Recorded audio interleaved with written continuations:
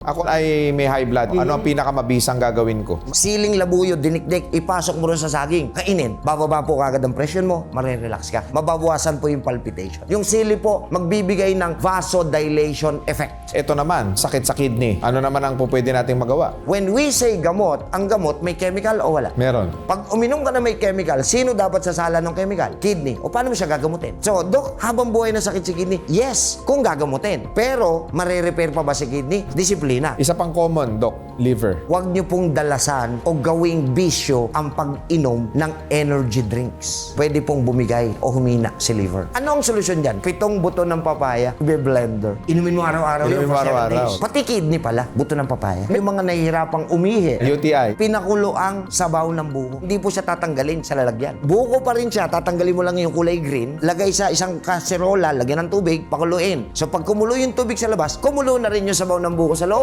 Yun ngayon ang natural antibiotic mo.